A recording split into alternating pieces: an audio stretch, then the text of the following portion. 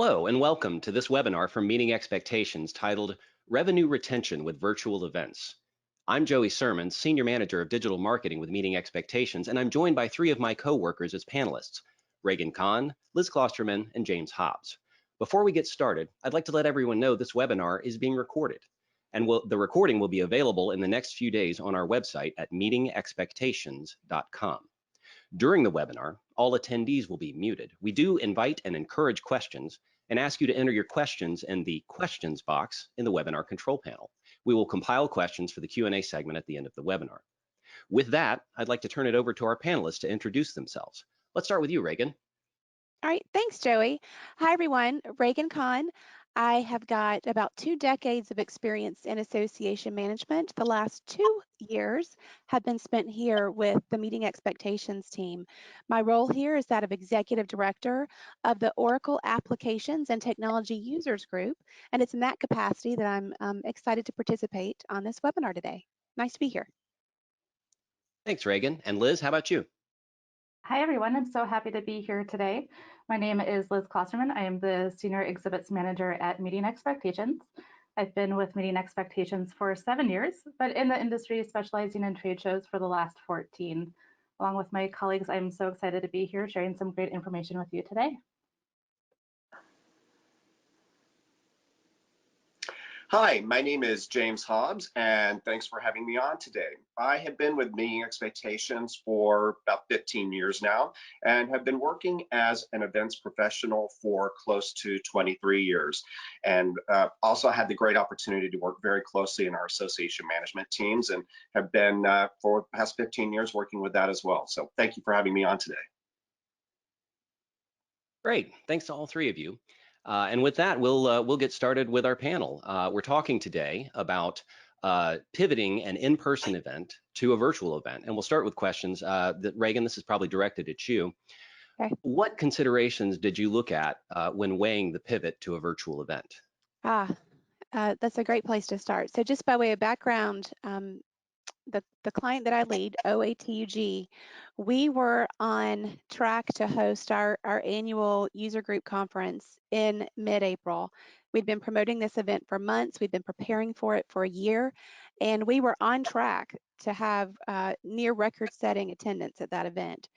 So when March came around and the world around us began to change, we faced this decision, do we pivot to virtual?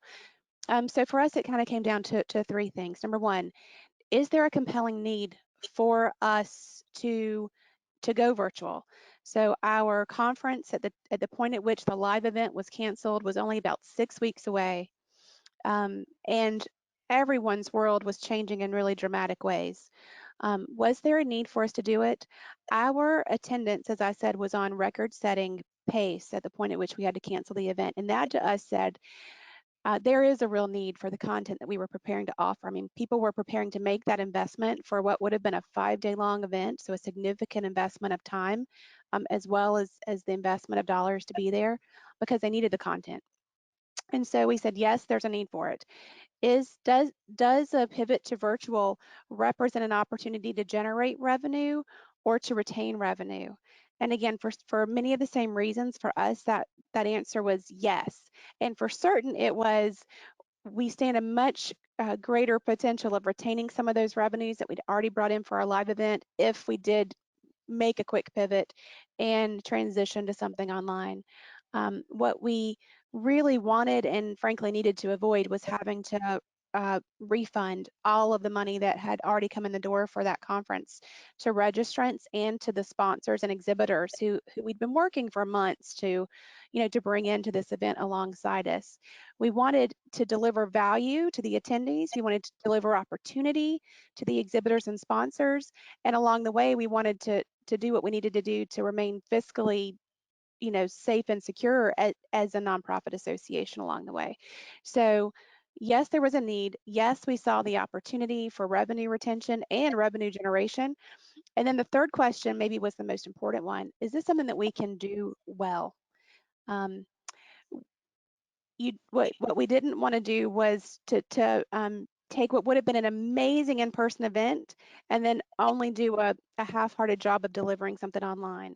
This was, though, going to be our first virtual event on this scale. Of course, like everyone else, we do webinars and other types of online learning events on a very small scale. We'd never attempted anything of this size, of this scope. So we had to really ask ourselves the hard question, is this something that we have the capacity for? And we looked at the technological tools we had available to us. We looked at the technological skills we had on the team, and we were able to kind of clear the decks enough of other work that we were able to say with certainty, you know what, we know we can do this, and we know we can do it quickly. And so, yes, let's move ahead. And James, just to put you on the spot, what was that conversation like from your perspective as the event lead? For me personally, and fortunately, I'd had a lot of experience with all the previous years and different variations of delivery that we've done.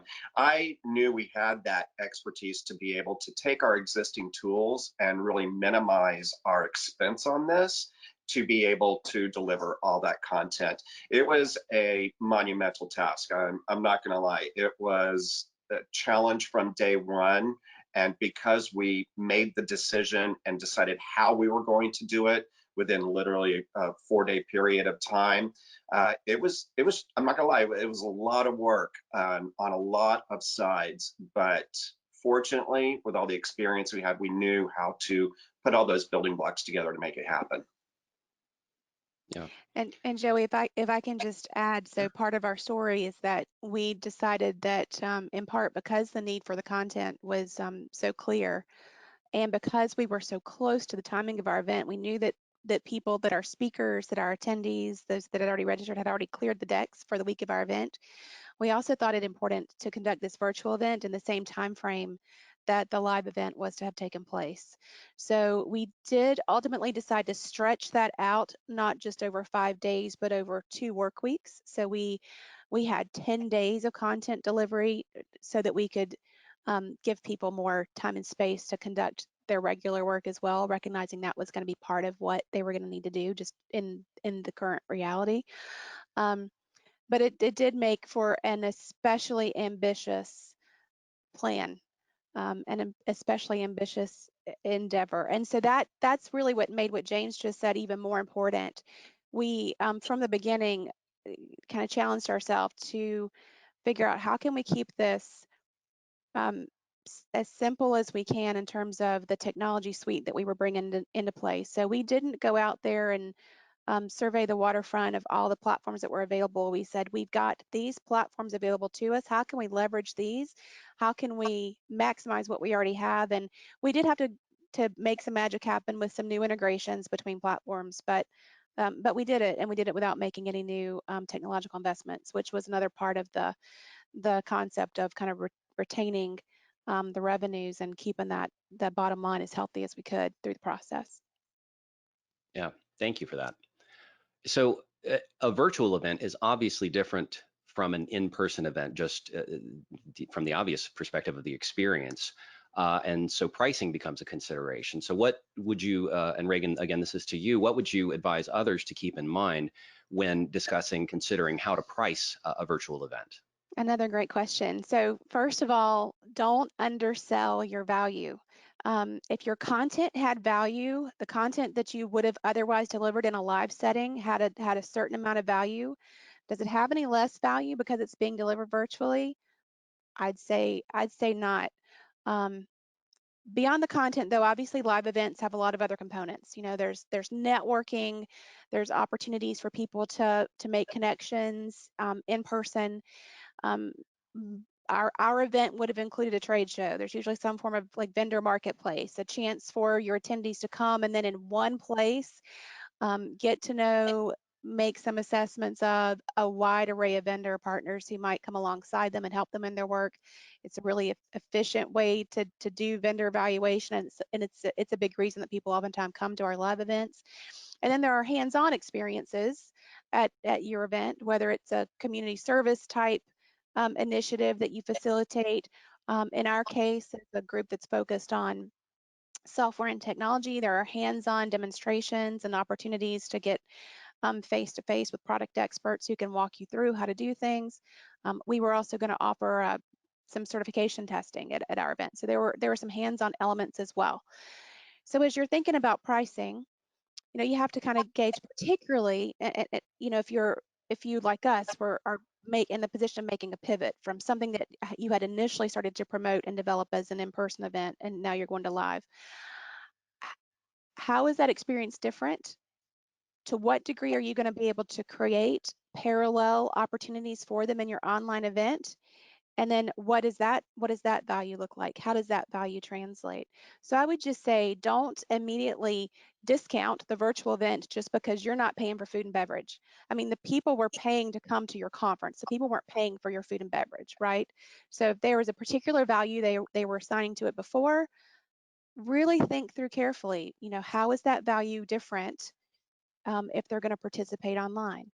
Um, think too about the fact that they're not incurring all the additional expense of the event. They're not incurring the travel costs. They're not incurring the hotel stay. So I would just say, I think our initial reaction oftentimes is to start slashing the price because everybody knows that our costs are lower, but that's not necessarily where you want to begin. And so to that end, think long term, because what you do now isn't going to be forgotten later.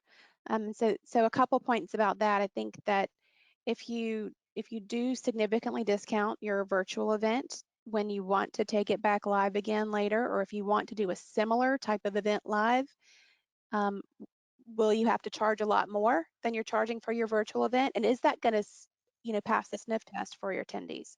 So think long term about how what you price now is going to affect your ability to price later. And then one lesson that we learned from our experience: think carefully from the beginning about how you are going to want to package and resell the content from your virtual event. So one of the opportunities that our event created for us that we hadn't been able to pursue at our in-person events is just recording all the sessions. We had never made the investment to get cameras and audio recordings in all of our session rooms at our live events. We were able to do that easily with the virtual event, which gives us the opportunity now to have that content live on and be resold. In our effort to try to keep as many of our already registered participants in this event and to get other people to join in the short time frame we had, we told them that the content would be exclusively theirs for the remainder of this year. I think that if we had that to do over again, we would have done that differently. There is a need, I think, to offer some type of exclusivity. There needs to be some reason for people to get into your live event. But the truth is, we had a host of other things going on during this event that really could only be taken advantage of live. And those things alone probably were a strong enough selling point. So if we could go back again, we wouldn't have made that promise of exclusivity, because it really is hurting us now in our ability to repackage and resell this content in a way that we probably could otherwise be taken advantage of.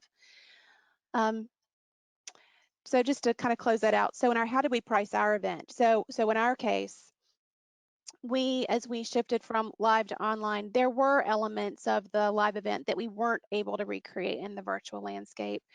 But the biggest difference in our event from live to virtual really was the amount of content that we were delivering. So our live event would have been conducted in partnership with another user group. And between the two of us, we would have had almost 1,000 sessions for our attendees to choose from, a really broad array of content over those 5 days. And in moving virtual, we did that alone, not with the other group. And so we actually lost some entire categories of content that some of our attendees that were expected when they registered. So we did drop our price to a little bit less than half. We were delivering less than half of the content they would have gotten at the live event, but we did that very thoughtfully and for reasons that were very easy to articulate, that had nothing to do with the money that we were saving by not having a live event. We really did measure what were we going to deliver live, what can we deliver virtually, and we made that calculation. And James, you're always our budget hawk. What was your input on pricing the event? For me personally, I want to make sure that, both to Reagan's point, that we don't undervalue what we are delivering, but in a virtual format, you have to take into consideration many different aspects that people who are attendees, what they're going to be taking into consideration as well. There is tremendous value, of course, with the ability to get information out to people and get them the information you need, and also respect the amount of time that a speaker has been putting into the development of the presentation. But the reality in a situation like this is that attendees look at this differently than if they were to be on site. There is an intrinsic value to getting to a location where you are able to really network and be around your fellow colleagues, your within your network, and to be up close and personal with that speaker that you're trying to glean the information from. And all of those, whether we really want to admit it or not, have a financial equation to it that an attendee takes into consideration. There is a location, there is a venue, and there are all of the exponential activities that take place during the event that really add to the total value an attendee perceives. So I really have to, from my perspective, I have to make sure that what we are going to price this at is still going to be an attractive figure for people when all of those pieces are taken out. And so for me, there's got to be, there's kind of a tipping point where people are just going to say, you know what, I can go get that information for free someplace else, and that's just going to be too much. But we do have a very loyal following of professionals who understand the quality of what we deliver. So you kind of have to look at what your overall price for the event was and really try to ensure that you're not overpricing and you're not underselling. I think we came in at around, it was probably around that 50% range. Our live event was an investment. And so that still gave us the ability to not only retain attendee um, uh, fees that they were paying, but also it wound up being still at an attractive enough level where we got many new attendees that were like, you know what, I can sit and take advantage of these things, get the recordings, and it looks like I can still get the value of what I was going from that information perspective. But just really be sure that when you're looking at this, you look at the different pillars. My colleague Liz will be talking about one of our primary pillars, which is our trade show exhibits and sponsorships. The other primary pillar, the second primary pillar is, of course, your content. And then the third pillar is that networking. And all three of those combined really have that in totality experience that people are looking for. So we felt that 50% mark, which was still not inexpensive, was the sweet spot. And I think we did a great job considering we had about, I think we had to make those decisions in like 2 days because we only had, I mean, it's so hard to believe. I'm looking back at this now, how much time has actually gone in between time, but we pulled this together in 3 weeks before we had to launch registration. So given everything that we were dealing with at the time, I think we came up with an outstanding structure. And hopefully nobody who's watching is going to have to do it under that kind of pressure, because Yeah. now we all know that we need to consider a possible pivot to virtual really for all of our future in-person events. I think we've all learned that lesson in the last few months. So hopefully everyone's able to spend a little bit more time than we had to give those things some thought. And I guess just to circle back and kind of put a finishing point on this conversation about pricing, the mistake that I think we would make is to think about it as a cost plus model. I mean, your cost for delivering a virtual event is going to be very different than your cost of delivering an in-person event. So that's why what we're really talking about here is a value-based model. You know, what's the real value from your audience's perspective of what you're delivering versus the value of what they are accustomed to getting for you in other ways and settings.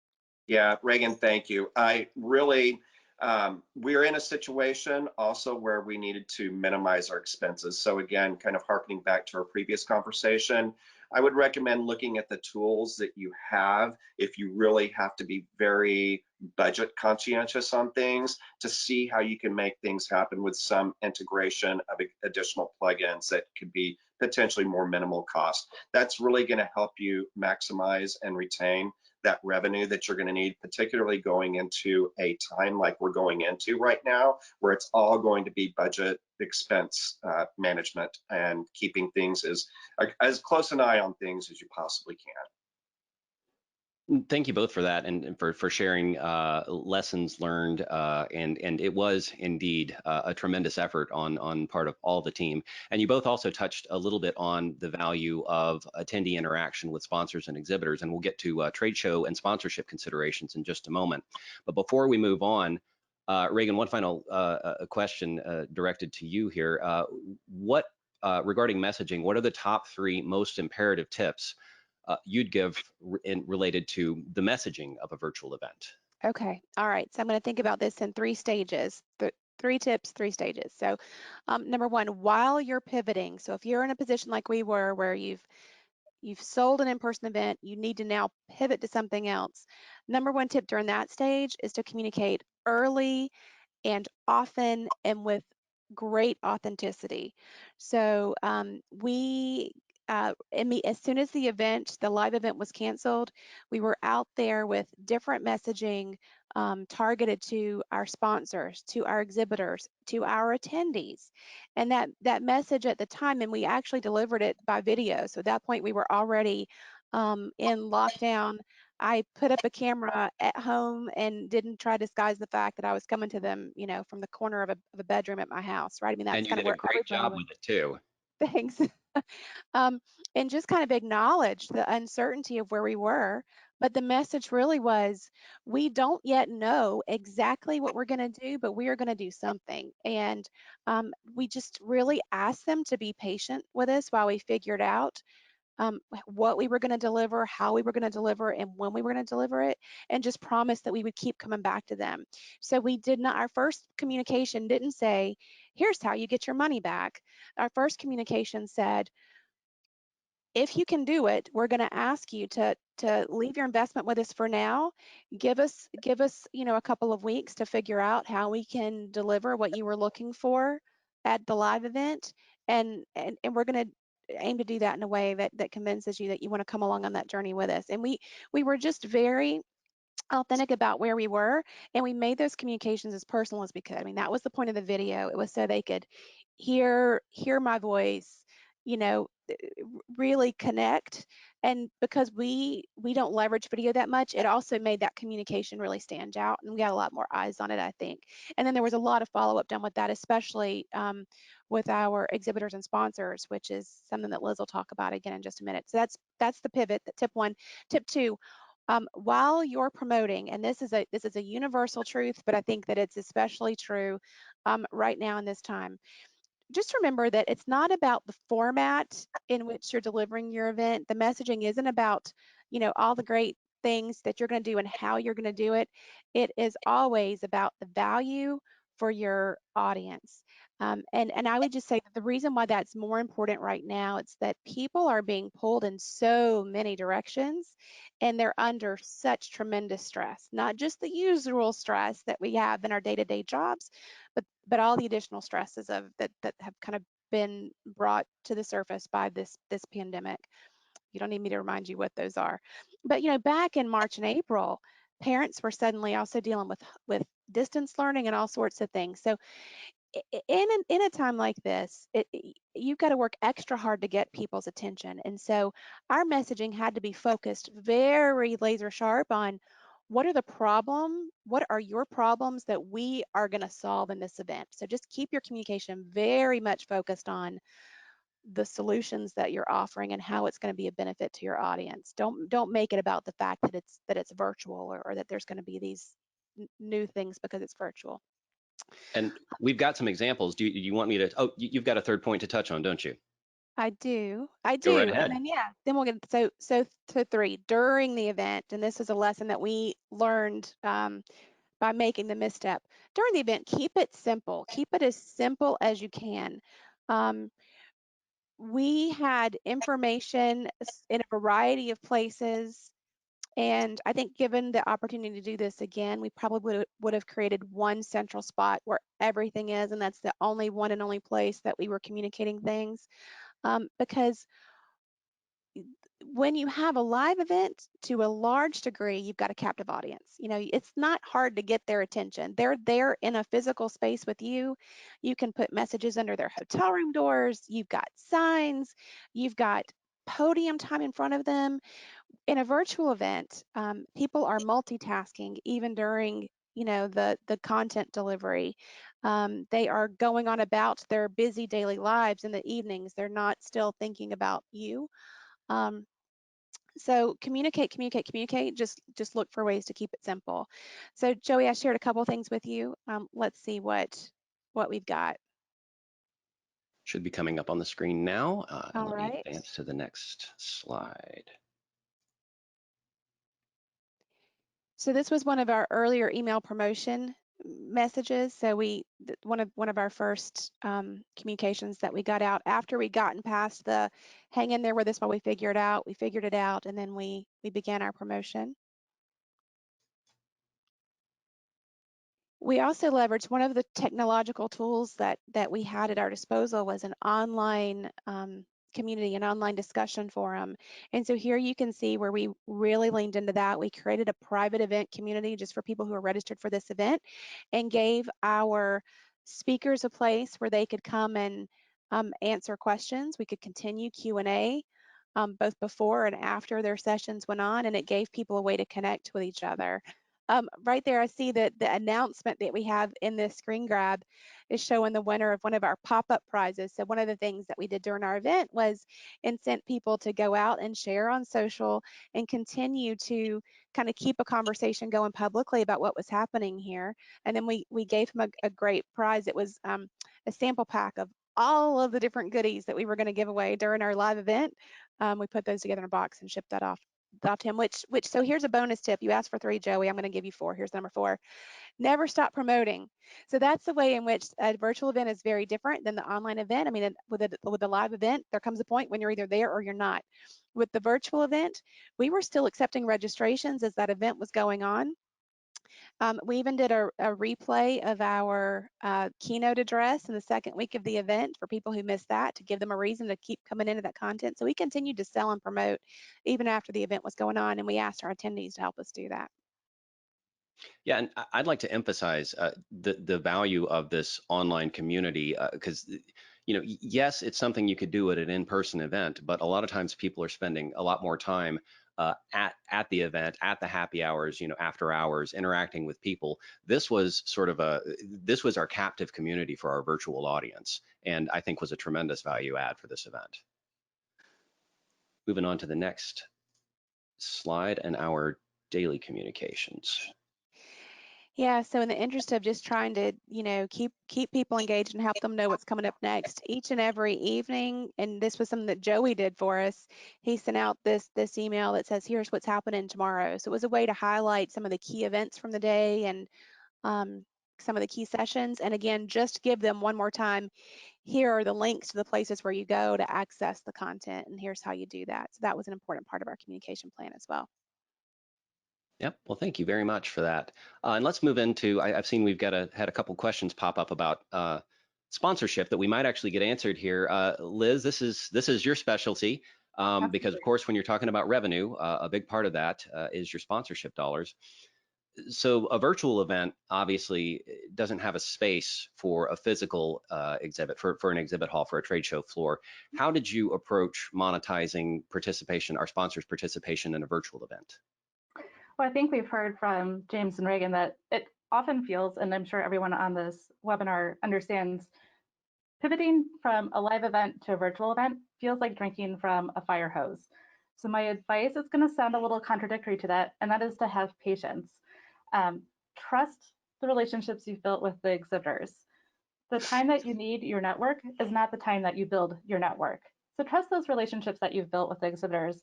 They return year over year to your event because of the content and the people match the goals that they have for their products and services. This is going to remain true for the virtual event as well. And that's not to say that this isn't going to be a one and done conversation. We really took the approach of calling every single exhibitor and sponsor we had, finding out what goals that they had at our event and how we could leverage those on a virtual platform. So by taking a step back and realizing that those companies themselves are also in an environment in which they're quickly pivoting their sales goals, their marketing elements, who they're trying to reach, and understanding that we still have that audience who is going to be there, who is going to be a captive audience, and even more so because they're making an extra effort to be in a virtual environment, understanding that that target audience is still going to be there, and having those multiple conversations. Sometimes it's going to be promoting what the event's going to look like, getting the information about what their sales goals are, and then coming together and figuring out what that perfect matrix of success looks like, both for us and for them. Just to say as well, the exhibitors and sponsors who are more geared towards branding or experiences, those are going to be the people who more easily come on board to a virtual event. The ones that have multiple conversations are the 10 by 10 booths. They come in, they pop up a display, they have a great show, and then they see you next year. You're going to have multiple conversations about them to really see how the successes that they get from your show translate into their year-round offerings and how you can continue to provide that support to them in the virtual environment. Yeah, and that you touched on this a little bit. It leads perfectly into the next question, which is how do you illustrate the value and the return on investment to a prospective sponsor or an exhibitor, and an existing sponsor and exhibitor? Yeah, absolutely. So they're truly looking for the same things in a virtual event that they are in a live event, and that's connections and metrics. So they're still looking for that target audience that matches their sales and products to the attendees' goals, and what they do for a living. So you still have that advantage to them. Being in front of a concentrated audience, quality over quantity, that is a huge value. And in fact, in a virtual environment, you might actually be growing your audience because the people who previously couldn't attend for a variety of reasons maybe now have access to your show. So you're actually expanding your audience, which is a huge sales piece for an exhibitor or sponsor. And then the metrics. Rely on everything that you have in your arsenal. You might not have needed it previously, but now you do. So think through your publications, your social media, your website, know your analytics, your page views, all that data. In the virtual event, understand what metrics you can pull from the platform. So even post-show, you're thinking through how all those metrics kind of apply to the exhibitors and sponsors. For our event, we know that we had 53,000 people look at our webpage. That's an incredible number to put in front of exhibitors, saying that their logo, their information on our website was viewed 53,000 by 53,000 visitors. Done. That's a very clean, simple statement that is a measurable, targeted statement. So don't be hesitant to look under the hood and see what kind of metrics you have available to you that you just haven't needed until this point. And this is a great way to understand the quality of product that you're producing. And that can actually also lead into membership sales and other components as well. Yeah, and Reagan, touching back on the video appeal that you made to our attendees to get them to stay with us and join us for the virtual event, you also reached out via video to our exhibitors and our sponsors. Tell us a little bit about your message to them. I think you're muted. Yep, sorry. Yeah, it was really just about being transparent and saying to them, we know that you have made a big investment with us. We know that you did that because you have people that you need to reach and customers, potential customers who need the services that you want to offer. So we, while we asked them to kind of be patient and bear with us and kind of leave their investment with us while we sorted it out. We also worked very, very quickly to review our list of opportunities, even beyond the virtual event, beyond what would have had at our live event. And we pushed ourselves to be as creative as we could about what new opportunities can we create for these folks, given that there aren't going to be the live events, not just ours, but others in their marketplace that they would have been participating in. They're going to have to find new ways to reach customers, and we want to be the group that helped them with that. So very early on, even before we figured out the details for the live event, we were able to get to them, and Liz was able to put into their hands, here's an expanded menu of all the ways that we can come alongside you and help you reach customers this week, this month, and throughout the year as that goes on. And that was, I think, a really important thing. Don't you think, Liz? Agreed, absolutely. And it really, just to expand on that too, oftentimes I think we get caught up in the show events. It's a 5-day event, but truly this is a year-round partnership. We provide value beyond those 5 days. Their sponsorship dollars can extend beyond those 5 days, and really understand that the value that we can partner together beyond those show dates. And that's true regardless of it's a live event or a virtual event. So don't hesitate to take a step back and really evaluate how you can partner throughout the year, because your members are going to be there, your audience is going to be there more than those 5 days. Thank you both.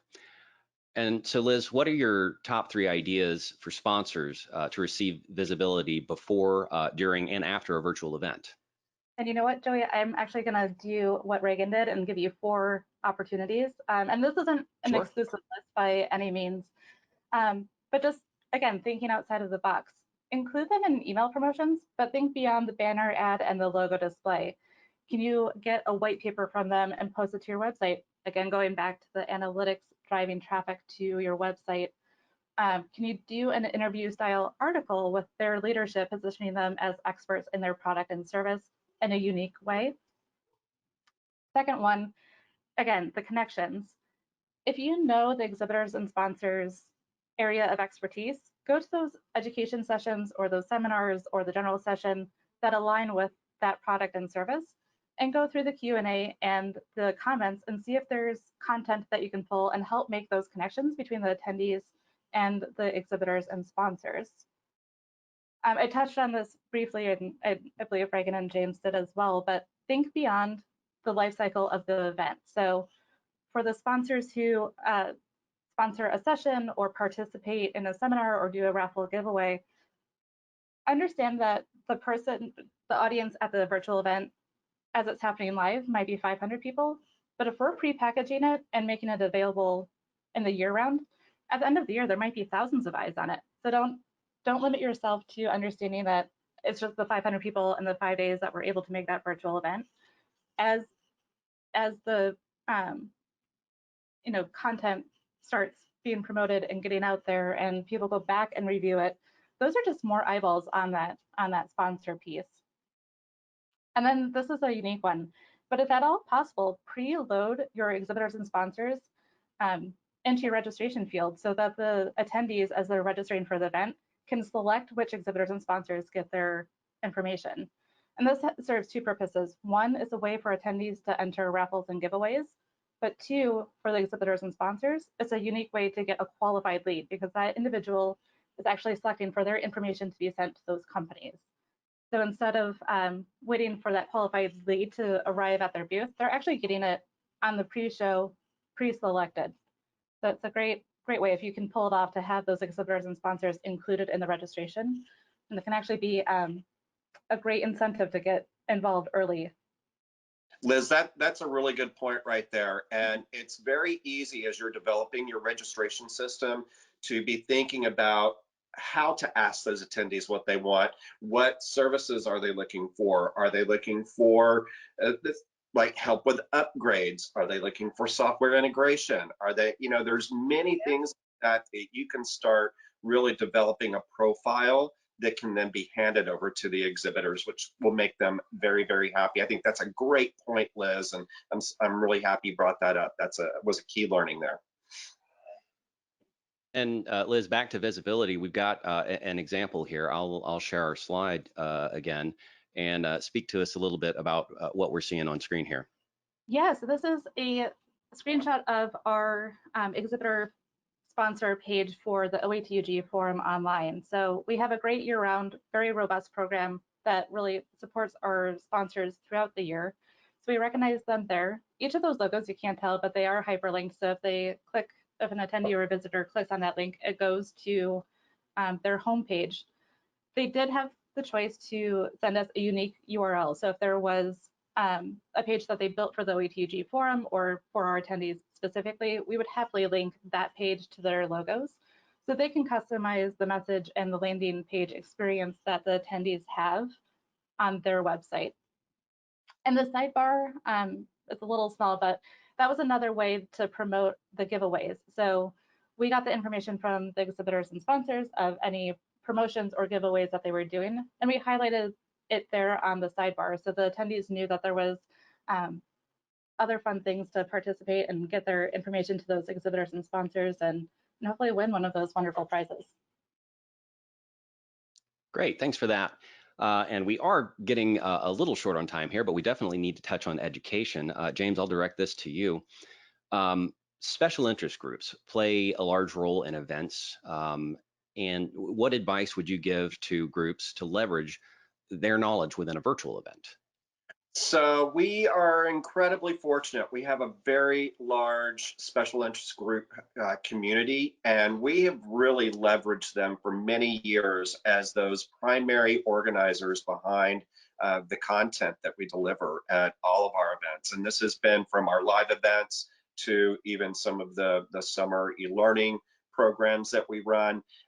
Their expertise is absolutely critical, not only from their depth of knowledge that they have within all of these different product areas, but because of their very wide network of professionals that they all rely upon one another to help ensure that they're doing all the right thing in their jobs. So we rely heavily on these volunteers and these organizations to pull all of our content together across the board. As we began to really transition from what was a very robust catalog, over 500 sessions that we were planning on delivering in combination with everything that we were doing, we had to look to them to really help us bring those selections down, because we went to little less than half. We still delivered 200 sessions out of that total 500, but we had to make sure that we were taking a very critical look at exactly what were the most important messages of the here and the now.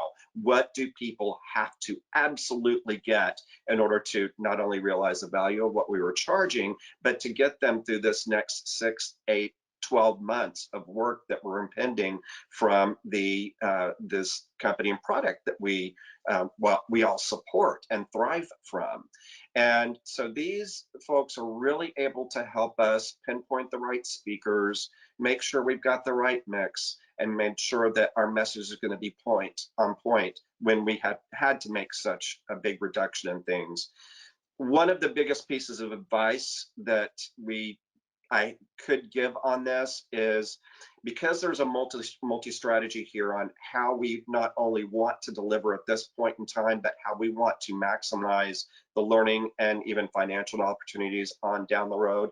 Really make sure that you are thinking not just, and we had to work quickly. It's like, so who's going to be willing to do this and commit to this very quickly for us?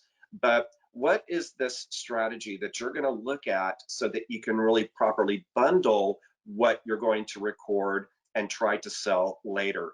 That is a really, really key objective that has to be met in order to be able to realize a long-term goal that you might have for building your catalogs, creating sellable packages, and ensuring that you're really right on target for what you want to be delivering for people.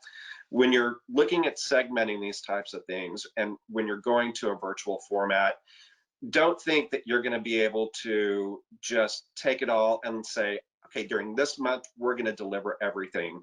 There is a certain amount of burnout that people get with these types of programs. And after the first week, it's high energy. Second week, you're still getting people in there and participating. But after that, an audience will start waning, because in this situation where there was sort of a time of shock that everybody was going through, and suddenly everyone was home and nobody really knew what was going on with work, with home. People were kind of quickly able to carve out this time that they needed to do that. But as we're all going through this period right now, people's work lives are getting busy again. You're probably picking up more work based off of changes that might be having in your work environment. So pick your content and have a long-term strategy, and don't try to just do it all at once.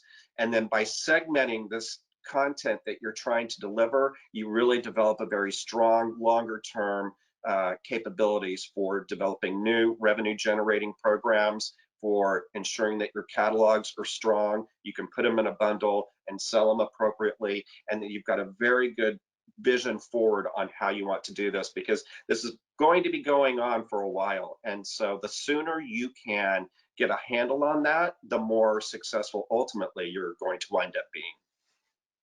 And I remember, and you touched on this just a little bit, that some of the consideration with deciding which education sessions to present were which could be picked up and sort of repackaged and repurposed with information specific to what we were going through at the time. Because now all of a sudden we've got people working remotely, and now all of a sudden we've got to deal with, supply chains are being mixed up, and that was a big deal for our audience. Yeah, yeah, absolutely it was. And once again, tying back into this original question, the special interest groups, we have, like I said, an amazing group of very active volunteers that really help us drive our messaging home. It's, one of the best parts of being involved in associations and in this ecosystem.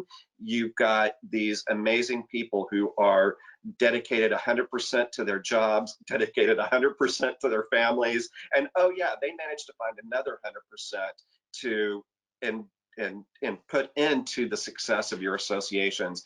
And it's one of the driving things for me personally of why I love this kind of work so much. But they have taught me a lot, and they in turn they just give. And it has really attributed to the great success that we have been able to really capitalize on for all these many years that OATUG has been around. And they are a fantastic resource that they give fully, and hope, and it's obvious that they really are able to get a lot out of the organizations themselves. So they're critical to the success. Can I hop in Thanks. on this for Yes, just a please, second? Reagan, go ahead. Yeah, and I love that shout out to the volunteers. None of our associations would be able to do what we do without the volunteers of the speakers and others who make all this work. So I'm glad that you touched on that, James. I think that right now in this environment, it's more imperative than ever that our educational content not just reflect the business as usual content that's still important and relevant. It is important, that should absolutely be there. But I think you also have to be very thoughtful about what is really timely and really relevant right now in this moment. And so, Joey just kind of James touched on that for us. There were some very relevant issues around supply chain disruptions, and we made sure that that content was in that virtual event, and we promoted that pretty heavily. At different stages in the pandemic and at different stages, in what comes after all this, there'll be different things that are both timely and relevant. But I think that those are the things that are going to help you cut through the communication clutter, the information clutter, and really grab the attention of your attendees. It's not just that we're offering the same amazing content that you've always come to expect from us, but it's that we are also offering something that you need in this moment right now because of what's happening around you. And that's where having really great speakers who are able to themselves kind of pivot with you and bring the latest and greatest, leaning into those special interest groups who have expertise in those most relevant parts right now, are going to be key to being able to get the eyes on whatever you do virtually in the near Thanks, future. Reagan. Well, I do want to try and leave some time for attendee questions because we've got some coming in. But James, let me ask you next up, what would you tell others about how to approach education for a virtual event? I kind of touched on this just before. Really, first look at exactly what is the most relevant topics that people are needing right now. Look at who you're supporting and even look to them if there's an overarching company. Look at what their message is of the day. Take that as a cue, and then work with your volunteers to be able to bring that together.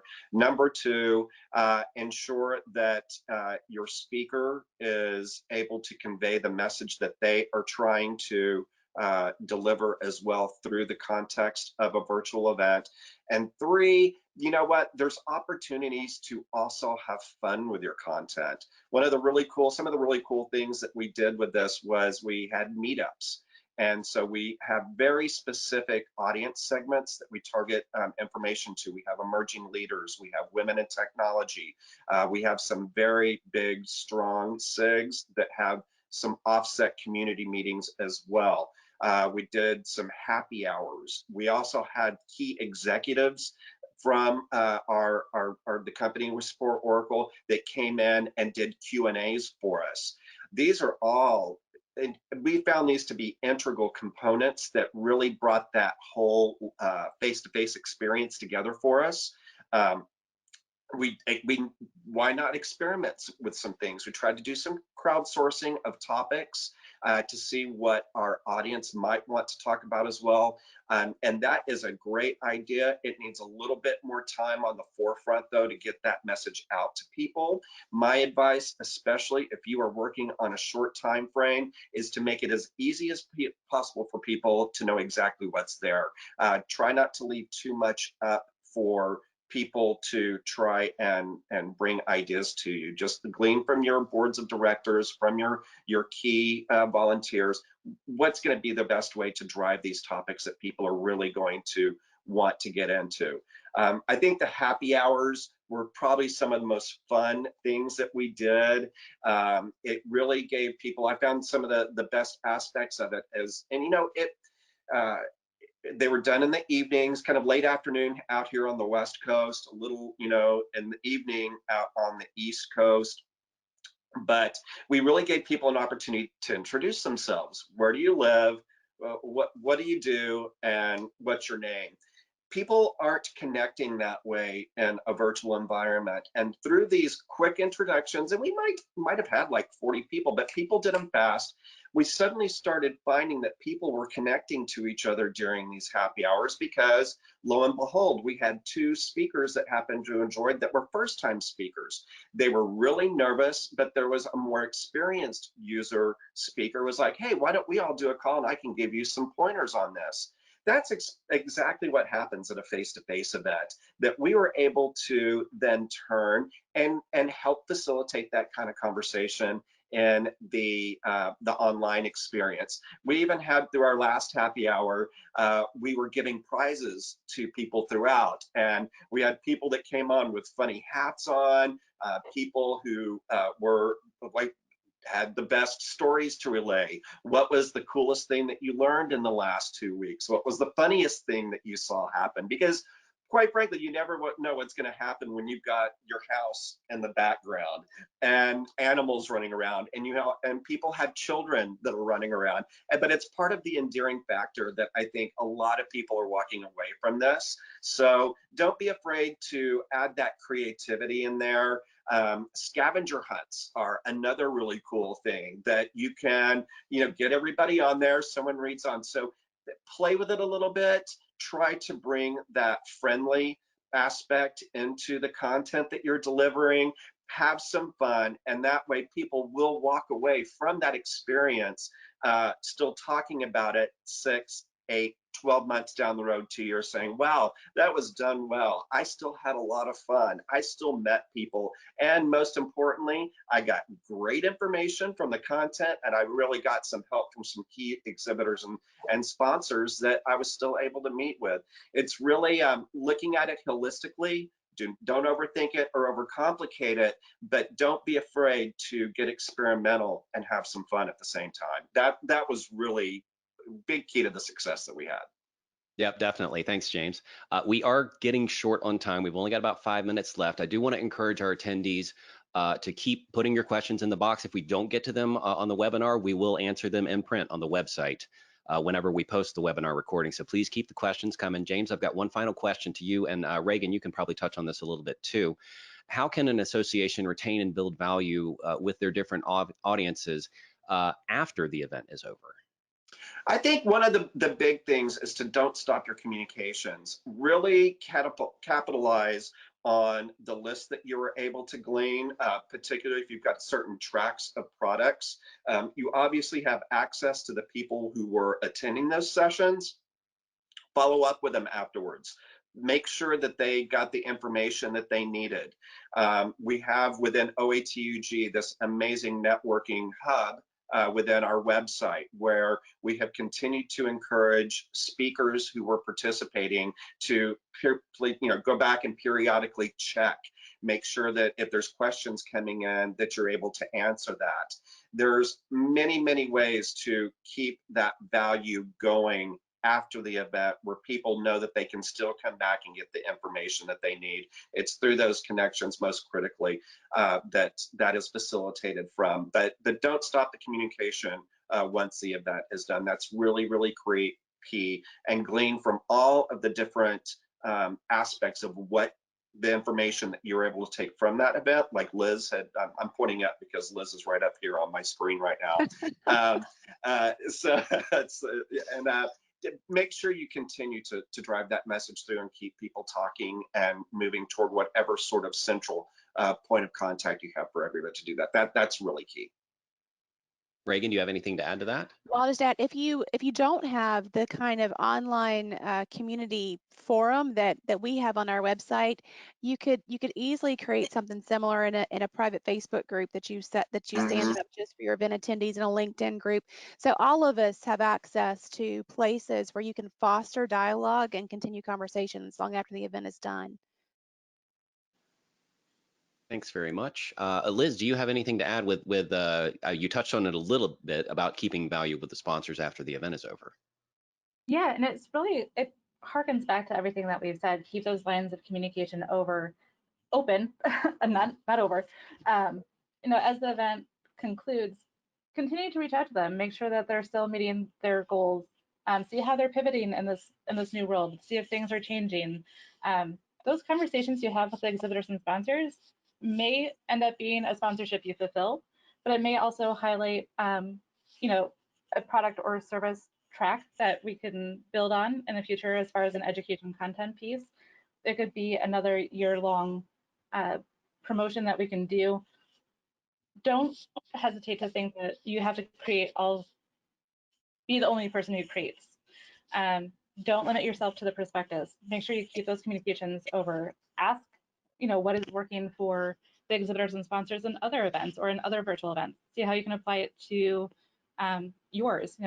Maybe they had a success at one event that would make them successful at your event. So just keep those communications open, keep those ideas open, just touch base, ask how they are. I mean, I think especially in this day and age, just having that touch base of, hey, just checking in, hope you're doing well, really helps when you're going to go back to them and say, we have our next event or we have our next opportunity.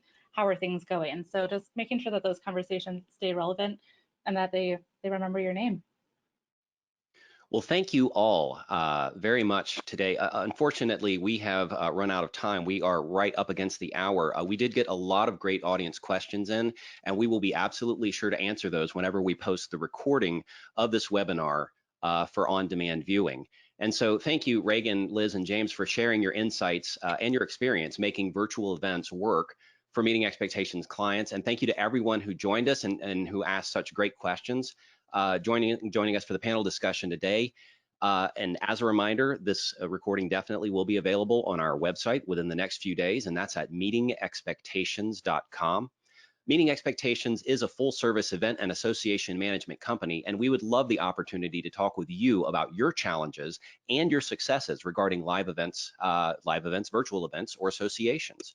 Please drop us a line at info@meetingexpectations.com, on our website at meetingexpectations.com/contact, or connect with us on LinkedIn, Facebook, or Twitter. And thank you again for joining us. Have a great day.